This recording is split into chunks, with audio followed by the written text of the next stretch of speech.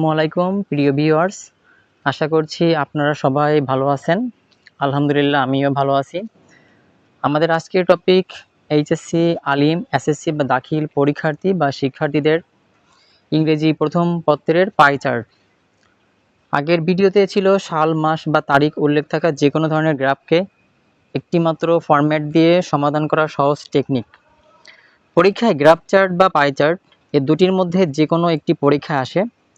অনেক শিক্ষার্থী এটাকে অনেক কঠিন মনে করে পড়তে চায় না এবং তারা পরীক্ষায় এটার উত্তরও লেখে না। তাই আজকের ক্লাসটি শুধুমাত্র ইংলিশে যারা অনেক দুর্বল এবং যারা গ্রাফ চার্ট একেবারেই পরীক্ষায় লেখে না তাদের জন্য। আজকে আমরা যে টেকনিকটি দেখব এটি সম্পূর্ণ নির্ভুলভাবে লিখতে পারলে বোর্ড পরীক্ষায় ইনশাল্লাহ 10-এর মধ্যে 9 বা 10 পাওয়া সম্ভব। একটা বিষয় মনে রাখতে হবে, এই পাই চার্টের মাধ্যমে আমরা শুধুমাত্র পাই চার্টই নয় বরং এটির মাধ্যমে সাল, মাস, তারিখ বা সময় উল্লেখ থাকে না যে কোনো গ্রাফ চার্ট সহজেই লিখতে পারবো। তাই বলা যায় এটি একটি অলরাউন্ডার ফরম্যাট। এখন এই সহজ ফরম্যাটটির মাধ্যমে একটি বোর্ড স্ট্যান্ডার্ড প্রশ্ন পাশাপাশি রেখে সমাধান করব। এতে করে আমরা বোর্ডের প্রশ্ন কেমন হয় এবং ফরম্যাটটি লেখার পরে কোথায় কি পরিবর্তন হবে সেটাও সহজে বুঝতে পারবো। প্রথমে আমরা পাই চার্টের একটি বোর্ড স্ট্যান্ডার্ড প্রশ্ন দেখি। প্রশ্ন: the pie chart below shows, এর মানে হচ্ছে পাই চার্টটি আমাদের সামনে দেখায় যে the percentage of a families household income, একটি পরিবারের পারিবারিক উপার্জনের শতকরা হার, ডিস্ট্রিবিউটেড ইনটু ডিফারেন্ট ক্যাটাগরিজ, বিভিন্ন ক্ষেত্রে ব্যয়কৃত। Describe the pie chart in 150 words, pie চার্টটি 150 শব্দে বর্ণনা করতে বলা হয়েছে। প্রশ্নের ঠিক নিচেই প্রশ্নের বিষয় সম্পর্কিত একটি পাই চার্টের চিত্র দেখানো থাকে।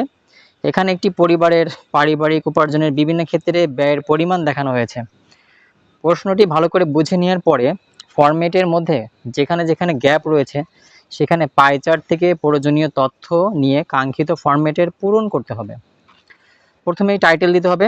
টাইটেল প্রশ্নের প্রথম সেন্টেন্সে the pie chart below shows কথাটির পরে থেকে শুরু করে একদম ফুল স্টপ পর্যন্ত প্রথম সেন্টেন্সের এই বিলো শোস এর পরে যে অংশটুকু লেখা আছে এটি আমরা টাইটেল হিসেবে গ্রহণ করতে পারবো। যদি সেন্টেন্স অনেক বড় হয় তাহলে টাইটেলকে আমরা একটু শর্ট করতে পারি। সেক্ষেত্রে একটু টেকনিক্যালি বুঝে নিতে হবে কতটুকু দিলে বেটার হয়, আর বুঝতে না পারলে সম্পূর্ণটুকু দিলেই হবে। টাইটেল লেখার পরে পাই চার্টের প্রথম প্যারা, এখানে প্রশ্নের প্রথম সেন্টেন্সটি তুলে দিতে হবে বিলো কথাটি বাদ দিয়ে। The pie chart shows the percentage of a families household income distributed into different categories, এখানে এইভাবে লিখতে হবে।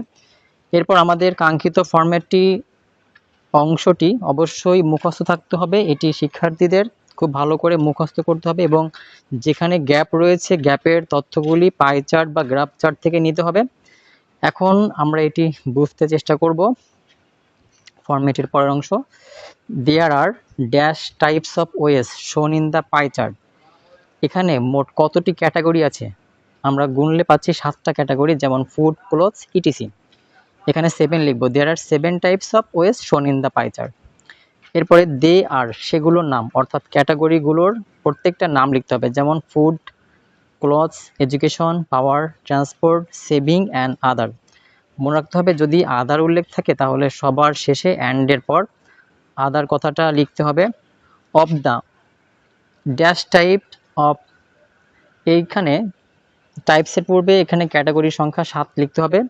এরপরে বিষয়ের নাম ফ্যামিলিজ হাউসহোল্ড ইনকাম, তারপর কোন ক্যাটাগরি কত পার্সেন্ট এক এক করে লিখতে হবে, যেমন food is 28%, clothes is 10%, education is 25%, power is 5%, transport is 12%, saving is 12% and other is 8%। আদার উল্লেখ থাকায় সবার শেষে অ্যান্ডের পর আদারের কথা লেখা হয়েছে। এখন দ্বিতীয় প্যারা, from the chart we can see, প্রথম প্যারাতে সকল তথ্য উপস্থাপনের পর তথ্যগুলোকে বড় থেকে ছোট অনুযায়ী ক্রমিকভাবে সাজাতে হবে। সবচেয়ে বেশি পার্সেন্টেজ যেটা সেটা প্রথম অবস্থানে আসবে। এভাবে দ্বিতীয়, তৃতীয়, চতুর্থ অবস্থান বের করতে হবে, যেমন food is in the first position which is 28%, education is the second position which is 25%, transport and savings দুইটি একই পার্সেন্টেজ হতে অ্যান্ড দ্বারা যুক্ত করে একসাথে ট্রান্সপোর্ট অ্যান্ড সেভিং লেখা হয়েছে। ইজ ইন দ্য এটা থার্ড পজিশনে which is 12%, clothes is in the fourth position which is 10%, other is in the fifth position which is 8%, and power is in the sixth position which is 5%. The pie chart clearly indicates the change of এরপরে আমরা লিখব প্রথমে লেখা গ্রাফের যে বিষয়টি ছিল এখানে লিখে দিব, সেটা ছিল হচ্ছে আ ফ্যামিলিজ হাউসহোল্ড ইনকাম। এই ছিল আমাদের পাই চার্ট লেখা সবচেয়ে সহজ ও বেশি নম্বর পাওয়ার টেকনিক। আশা করি এই ভিডিওটির মাধ্যমে সকল পরীক্ষার্থী ও শিক্ষার্থীবৃন্দ উপকৃত হবে। Thanks for staying with us. সবাই ভালো থাকবেন। সবাইকে ধন্যবাদ জানিয়ে আজ এ পর্যন্তই এখানে শেষ করছি। আসসালামু আলাইকুম, আল্লাহ হাফিজ।